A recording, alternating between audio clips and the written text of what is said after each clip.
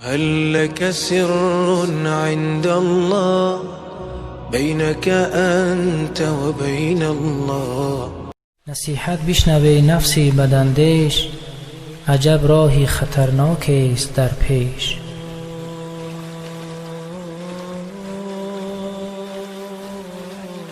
نصیحت بشنوی نفسی بداندیش، عجب راهی خطرناک است در پیش. بیا ترکی لباسی فاخرت کن، دم یادی حسابی آخرت کن. به طفلی صرف لعب و لهو شد عمر، از آن بگذشته اندر سهو شد عمر. به کامت شیر مادر بود در مهد، ز بس میلی تو شد با شکر و شهد. به غفلت رفت ایام جوانی، ندانستی تو قدری زندگانی. از اینت بیش رفته کار از دست، از اینت بیش رفته کار از دست. کنون دریاب آنچه زندگی هست. به کوی اهل دل بشتاب اکنون، هلا پیش از اجل دریاب اکنون. اجل گیرد گریبانت بناگاه، ندامت نکندد سودی در آنگاه. پشیمانی دیگر سودت ندارد، ندامت هیچ بهبودت ندارد. به 10 در لحم می بودی و مستی، به 20 اندر غمی بالا و پستی. نه در 30 خوانده ای از عشق درسی، نه در 40 آمدد از مرگ تأسی. ز 40 افتاده راهت سوی 50، ز جهل خود نه ای نفس آگاه. به حق رو کن عمل برگیر از پیش، رسی یا نه به 50 ای بداندیش. رسیدن آرزویت چون به 60 است، همه کارت سراسر در شکست است. بسا مردی غیوری که به 70، عصای عشرتش از دست افتاد. قرین زندگی 80 گردد، نشاط زندگی برباد گردد. حیاتش آنکه دریابد 90 را، قرین عمر یابد آنکه 100 را. به آخر مرگ می گردد قرینش، به آخر مرگ می گردد قرینش. بگردد منزل آنگه در زمینش.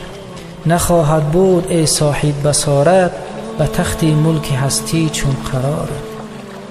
همان بهتر که یاد از مرگ سازی، هوای زندگی را ترک سازی. 10 و 50 و 100 را با 1000 نیاری در ره دین در شماری. نشاید دل به دنیا شاد کردن، به غفلت عمر را برباد کردن. دلا عالم سرای نامرادی است، دلا عالم سرای نامرادی است. مپنداری که عالم جای شادی است. اگر خواهی سرای جاودانی، مشو مشغول با دنیای فانی. برای آخرت دنیا رباط است، مکانی بی بقا و بی ثبات است. یکی رمزی بگویم با تو بشنو، مشو اینجا مقیم ای مردی رهرو.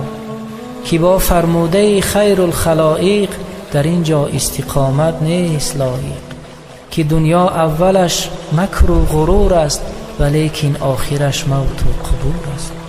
جهان را اولش همچون سراب است، ولیکن آخرش او را خراب است. چو موشا و چو چغزان دل چی بندی، به این ویران سرا از ناپسندی. براه عجز چون خاکی زمین شو، محبت پیشه اهل یقین شو.